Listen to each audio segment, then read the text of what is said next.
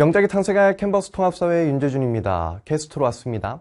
논술형 수행평가를 선생님이 가이드를 잡아드리기 위해서 이렇게 캐스트 촬영에 오게 되었는데요. 우리가 여러 가지 수행평가들이 있죠. OX 퀴즈 쪽지형도 있고 논술형도 있고 팀플도 있고 여러 가지 수행평가가 있을 텐데 그 중에서 여러분들이 논술형 수행평가를 굉장히 어려워해서 선생님이 가이드를 잡아드리고 그리고 선생님 여기다가 예시 문제도 하나 만들어 놨습니다. 그래서 선생님이 공개 자료실에도 선생님이 쓴 예시 답안까지 다 올려둘 예정이거든요. 그래서 캐스트 한번 확인해 보시고 뒤로 이어서 공개 자료실에 예시 답안까지 한번 확인해 보셨으면 좋겠습니다. 우리가 지금 챗GPT 많이 쓴다고 AI 쓴다고 감점 많이 당했잖아요. 그렇죠? 여러 이제 시행착오들이 있었을 텐데 선생님이 제시해드리는 가이드대로 한번 논술형 수행평가를 여러분들께서 혼자서 정리하는 시간을 가져본다면 이번에 충분히 감점되었었던 점수도 회복될 수 있고 충분히 좋은 모습 보여드릴 수 있으니까요. 한번 같이 알아보도록 해보겠습니다. 자, 우선은 선생님이 어떤 예시 문제를 만들어 봤냐면 우선 주제는 세계인권 프로젝트라는 주제로 써놨습니다.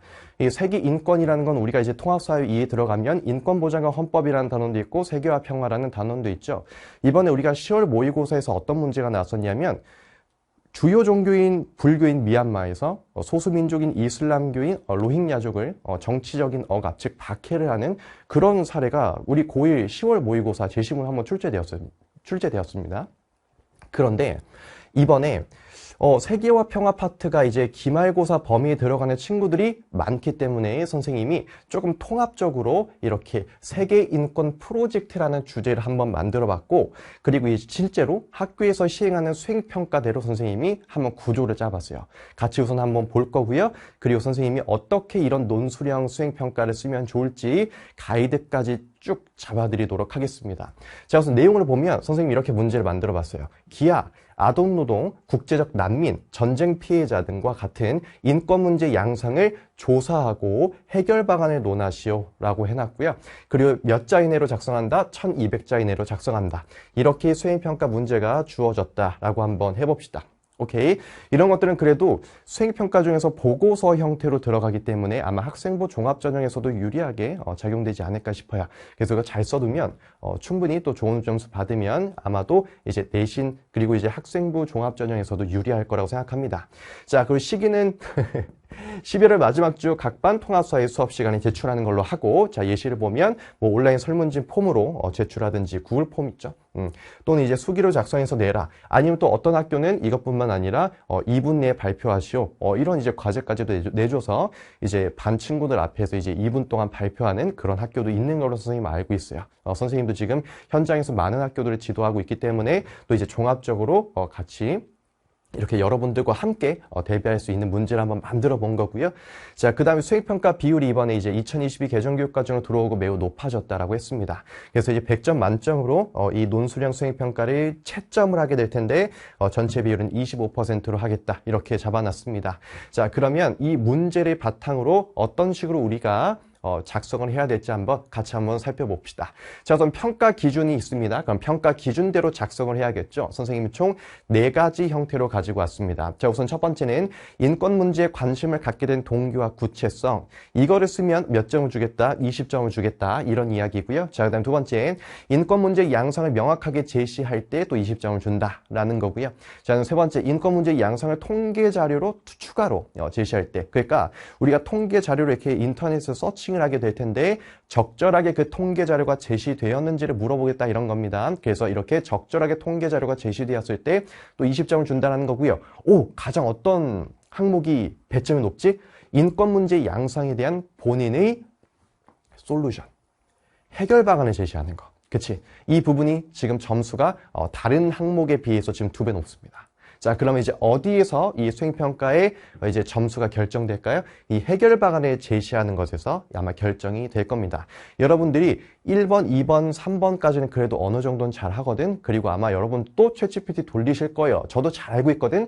그렇지만 선생님이 기말고사 학습법에도 그리고 이제 전에 이제 통합사회 학습법에서도 이제 캐스트 찍어서 말씀드렸지만 AI를 사용하는 건 괜찮지만 마지막에 여러분들 스스로 탈고하는 과정을 거치셔야 된다고 말씀드렸습니다. 왜? 여러분들 학교 선생님께서도 여러분들이 AI를 사용하는 것을 너무나 잘 알고 있기 때문에 그렇습니다. 그래서 예전에는 둘이서 답안이 겹쳤어. 그러면 얘네 둘이 베꼈구나 이렇게 생각했지만 지금은 그렇지 않다고. 그치? 선생님께서도 챗GPT AI 돌려보신다고요. 그래서 겹치는 부분들 얘 그냥 그대로 베껴서 냈네? 이거 압니다. 무조건 알아요. 그래서 선생님이 저번 주에 그 인스타그램 보면 그 이제 뭐 애들 이제 DM 항목 위에 이제 뭐 상태 메시지 같은 거 있잖아요. 거기 보니까 이제 현장 친구들 뭐 국어 수행평가 보다가 AI 써서 감점된 사람 손 들어봐. 이러고 있어. 실제로도 지금까지 그런 사례가 너무 많아요. 오케이? 그렇기 때문에 만약에 이걸 또 이제 예비고일 학생들이 본다면 또 참고해 주셨으면 좋겠고 우리 팀 공부 마지막에 감점 당하지 맙시다. 아시겠죠? 너희들 잘하잖아. 그래서 이 해결 방안을 제시하는 거에서 이제 변별력을 줄 거기 때문에 선생님이 해결 방안 쓰는 거 한번 가이드 잡아드리도록 하겠습니다. 자, 우선은 하나, 둘, 셋, 넷. 네 가지 측면으로 한번 구분을 해볼 겁니다. 자, 첫 번째는 구조화를 시킬 거예요. 평가 기준이 뭐였었지? 이렇게 하나, 둘, 셋, 네 가지가 있었죠. 그치? 그러면 평가 기준에 맞춰서 순서대로 써주시는 게 가장 좋습니다. 왜냐면 선생님이 평가 기준대로 당연히 평가를 할 거기 때문에 순서대로 여러분들이 명시적으로 이 평가 기준에 따라서 서술했다는 걸 보여주신다면 선생님께서도 평가할 때 굉장히 수월하게 채점하실 수 있겠죠. 그리고 이것도 한번 생각해보면 좋아. 상식적으로. 한 선생님이 많은 시험지, 많은 이제 수행평가지를 다 채점하실 겁니다. 그러면 힘들어. 채점하다 보면 너무 힘들어. 그러다 보니까 어떤 것을 중심으로 출제를 할까? 이 평가 기준대로 순차적으로 잘 작성을 했는지 아니면 이제 명시적으로 보이는 표현들을 잘 썼는지 아니면 선생님께서 생각하신 그 키워드를 다 이 평가 기준대로 명시적으로 보이게끔 구체적으로 작성했는지 이런 것들을 보실 거란 말이에요. 그치? 자, 그래서 우선 구조화를 하게 될 텐데 우선은 평가 기준 순차적으로 글을 써준다. 이거 반드시 기억하시고요.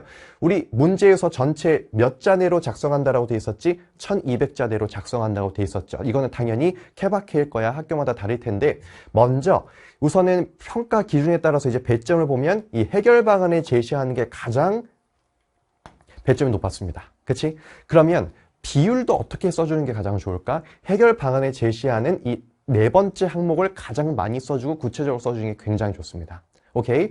자, 그래서 이런 식으로 이제 우리가 구분을 하는 거죠. 위에 세 개는 20점, 그 다음 밑에는 이제 40점 배점이었으니까 뭐 200자, 200자, 200자, 600자 이런 식으로 600, 600 이렇게 1대1로 구분해서 작성하는 것도 괜찮은 방법이고요.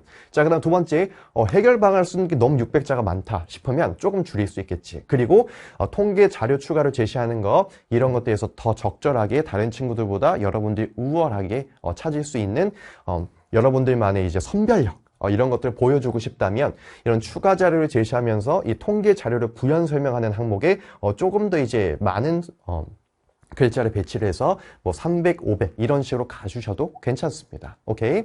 자, 그래서 구조화를 하게 될 텐데 평가 기준 순서대로 작성을 하겠다라는 거 반드시 생각하셔야 되고요. 자, 그 다음 두 번째, 배점이 많은 항목은 더 많이 써주고 더 구체적으로 써준다라는 거. 오케이. 그 당연히 논리적으로 써야 되는데 논리적으로 쓰는 해결 방안의 제시법은 선생님 뒤에서 바로 또 설명드릴 겁니다. 아시겠죠? 그리고 마지막에 선생님 공개 자료실에 있는 예시 답안까지 꼭 봐주셨으면 좋겠어요. 알겠지? 논술형 수행평가가 남은 친구들은 자, 이렇게 먼저 구조화를 해놨다면 그 다음에 이제 뭘로 갈 거냐면 주제를 선정할 겁니다. 주제. 기아동, 국제아동, 국제적 난민들의 발생하는 이 문제점을 우리가 해결하려고 해. 그러면 주제를 먼저 선정하는 거야. 우리가 이제 세계화 평화 파트에서 여러 가지 분쟁 사례들을 봤을 겁니다. 그쵸? 뭐 쿠릴 열도, 센카쿠 열도, 카슈미르 지역, 그다음 아프가니스탄 분쟁 여러 분쟁 사례들을 우리가 아마 배워봤을 거야. 그중에 선생님은 뭘 예시 답안으로 제시할 거냐면 이스라엘과 팔레스타인 분쟁 사례를 여러분들한테 한번 예시 답안으로 제시를 한번 해볼게요. 알겠죠? 그래서 지금 하마스가 이제 팔레스타인 그 가자지구라는 곳을 지금 현재 통치를 하고 있죠. 그치? 그래서 지금 현재 이스라엘이 지금 장기적으로 계속 봉쇄를 하면서 반복되는 무력 충돌 때문에 이제 생기는 분쟁들인데, 이 가운데 어떤 식으로 해결하면 될지 선생님이 예시 답안을 써둘 테니까 공개 자료실 꼭 한 번만 확인해 보셨으면 좋겠고요. 이렇게 주제를 선정했다면 뭘 한다? 선생님께서 많은 시험지들을 평가를 하신다고. 그러면 눈이 피로하고 힘들어. 체력이 딸려요. 그렇기 때문에 여러분들은 반드시 뭘 해줘야 돼? 선생님께서 가장 좋아하실 만한 키워드를 작성하셔야 됩니다. 그래서 이렇게 뭘 해주는 거야? 마인드맵으로 선생님께서 좋아하실 만한 키워드. 그럼 이 키워드는 어떤 것을 생각하시면 될까요? 보통 교과서의 핵심 키워드 있지, 굵은 글씨로 되어 있는 부분. 이런 거라든지 아니면 탐구 활동에 나온 어떠한 핵심 사례. 이런 것들을 바탕으로 주제를 선정하고 마인드맵으로 키워드 정리하셔도 괜찮습니다. 아시겠죠? 그리고 나서 이제 뭐 할 거야? 세 번째 항목이 뭐였었죠? 통계 자료를 추가로 제시해서 내 그 동기의 구체성과 그 다음 인권 문제에 대해서 이제 더 구체적으로 명시하는 거죠. 그치? 이렇게 이제 근거를 세우는 겁니다. 그렇기 때문에 이제 자료를 서칭하게 될 텐데, 이 자료 같은 경우에도 이 1, 2번 항목과 당연히 연결이 돼야겠죠. 그치? 그래서 여기에 조금 신경을 많이 써주셨으면 좋겠습니다. 알겠죠? 여기에서 그래서 AI에 좀 도움을 많이 받아도 괜찮지만, 마지막에 그래도 여러분들이 스스로 비판적으로 탈구하는 과정을 꼭 거치셔야 된다라고 말씀드리고 싶습니다. 자, 그러면 우리가 주제도 선정할 거고, 그리고 이제 마인드맵으로 키워드도 정리할 거야. 공개 자료실에 선생님이 다 명시를 해뒀고요. 그 다음 자료도 서칭을 하게 될 건데, 그럼 마지막에 이제 뭘 해야 돼? 해결 방안을 제시해야 돼. 모든 친구들이 다 여기까지는 잘하는데 이것 때문에 많이 감점되거든요. 여기에서 이제 답안들이 많이 겹쳐. AI 썼다고. 자, 그래서 이제 해결 방안은 어떤 식으로 쓸 건지 선생님 한번 보여드릴게요. 자, 해결 방안은 당연히 논리적으로 작성을 할 건데, 이때 말하는 논리적으로 작성한다라는 말이 조금 추상적으로 느껴지실 수도 있습니다. 특히 이제 뭐 고3 N수생 선배들은 이제 논술까지도 이제 수시 전형에서 대비를 하기 때문에 조금 더 이렇게 차근차근히 체계적으로 준비를 했겠지만, 여러분들 입장에선 조금 막연할 수 있단 말이야. 그러다 보니까 이 논리적으로 작성한다라는 것은 평가 기준에서 우리가 네 번째가 해결 방안이었고, 1번, 2번, 3번이 해결 방안을 쓰기 위한 양상들에 대한 이제 구체적으로 우리가 명시하는 작업들이었잖아. 그래서 이 과정들에서 마지막 해결 방안을 제시하기 위해서 이 1번, 2번, 3번 평가 기준에 썼던 우리가 키워드들이 해결 방안에도 다 명시가 되어 있는지, 그리고 어떤 식으로 해결할 건지 그것만 논리적으로 잘 써주시면 됩니다. 바로 다음과 같아요. 첫 번째, 우선은 어떤 측면에서 우리가 접근할 거야? 개인적인 측면에서 접근할 겁니다. 개인의 의식이 어떻게 개선되어야지만 국제적인 난민과 국제 아동 또는 기아 아동들의 피해를 줄일 수 있을 것인가? 이렇게. 오케이. 자, 그 다음 두 번째는 사회적으로 법과 제도가 지금 어떻게 잘못되어 있기 때문에 개선돼야 될지. 이게 두 번째입니다. 오케이. 그래서 개인의 의식을 먼저 우리가 어떻게 개선해야 될지 개인적 차원에서 먼저 접근을 하시는 거고요. 그 다음 두 번째는 사회적으로 법과 제도가 지금 잘못되었기 때문에 이런 분쟁 상태가 일어나는 건데, 어떻게 법과 제도를 개선해야 될지 사회적 차원에서 이렇게 접근을 하시는 겁니다. 그리고 가장 중요한 게 있어요. 앞으로 지금 태어나지 않은 세대, 미래 세대죠. 그치? 미래 세대에게 어떻게 교육시켜야 될지, 교육적인 차원에서. 그리고 얘들아, 이 논리적인 순서 방법은 선생님이 만들어낸 걸까요? 아니에요. 이거는 교과서 순서입니다. 교과서에서 어떤 사회 문제가 있어 이렇게 보여주죠. 그리고 마지막에 항상 뭘 제시하지? 해결 방안을 제시하죠. 그치? 세계 평화 파트에서도 이런 식으로 국제적인 분쟁들이 많이 일어났는데, 세계 평화를 이루기 위해서는 우리는 어떤 노력을 해야 될까 하고 무조건 끝낸다고, 마지막에. 그치? 그러면 항상 보면 개인적 차원에서, 사회적 차원에서 이런 식으로 우리가 바뀌어야 된다, 개선해야 된다, 이런 식으로 항상 교과서에서 해결 방안을 제시하고 있고요. 그리고 마지막으로 미래 세대를 위해서, 특히 이제 여기는 세계화 평화 파트이기 때문에 우리가 세계 시민으로서 어떤 생각을 갖고 미래 세대에게 어떤 교육을 시켜야 될지, 이런 것들까지 다 나와요. 그래서 이런 식으로 개인적 차원, 사회적 차원, 교육적 차원으로 해결 방안을 순차적으로 누적해서 사용하면 정말 논리적인 글쓰기가 될 겁니다. 아시겠죠? 자, 그래서 이거와 관련해서 선생님이 공개 자료실에 올려놨다고 했고, 그러니까 이런 식으로 작성을 하는 거지. 개인적 차원에서는 지금 가자 지구에서 지금 하마스라는 사람이 통치를 하고 있고 통제를 하고 있기 때문에 이스라엘의 그 통제를 막기 위해서 장기적으로 지금 봉쇄 상태에서 여러 이제 민주적이지 못한 충돌이 일어나고 있다. 그렇기 때문에 통제된 상황에서 안정적인 인도주의가 필요한데 그 가운데에서 인간의 존엄성이라든지 아니면 자유라든지 평등, 이러한 인권 감수성을 함양한다든지, 그치? 그 다음에 통제되어 있기 때문에 디지털을 잘 사용하지 못할 수도 있어요. 그치? 그렇기 때문에 디지털을 보고 선동당하지 않는 힘, 디지털 리터러시, 이런 개인의 의식을 함양해야 된다. 이런 것들 개인적 차원 해결 방안이 될 수도 있고요. 자, 그다음 법과 제도, 국제기구에서 이제 국제연합인 유엔이라는 곳이 있죠. 그리고 이제 국제형사재판소 ICC라는 곳이 있습니다. 그래서 유엔이라든지 ICC의 이런 힘을 또는 이제 권력을 조금 더 강화시켜서 이런 국제적인 문제를 해결해야 된다. 이런 식으로 또 이제 사회적 차원에서 사용을 하면 될 거고요. 그 다음에 이제 팔레스타인의 비민주적인 통치로 지금 현재 많은 기해 아동들과 전쟁으로 인한 피해 아동들이 생기고 있다. 국제적인 난민도 발생하고 있다. 그렇기 때문에 이제 팔레스타인이 민주적으로 지금 통치를 하고 있다라는 투명성을 지켜야 된다. 이런 것들이 잘못 지켜졌을 때 법과 제도를 개선해야 된다. 뭐 이런 식으로 이제 사회적 차원을 서술할 수도 있고요.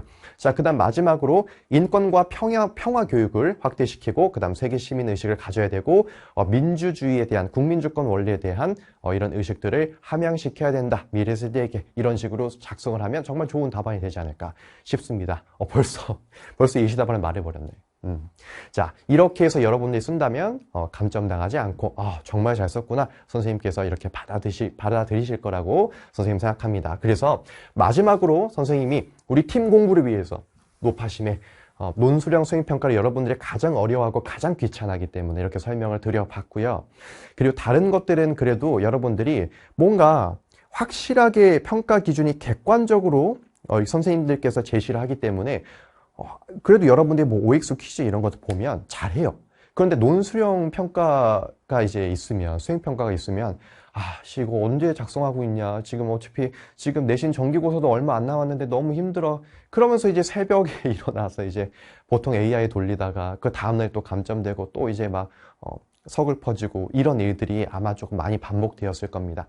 그래서 마지막에는 이런 식으로 선생님이 여러분들에게 제시해둔 가이드를 바탕으로 그리고 예시답안을 바탕으로 한번 작성해 보셨으면 좋겠습니다. 아시겠죠? 자, 그러면 선생님은 논술형 수행평가 가이드는 이만 마무리하는 걸로 하고 다른 게스트에서 만나도록 하겠습니다. 지금까지 명작의 탄생할 캔버스 통합사회 윤재준이었습니다. 감사합니다.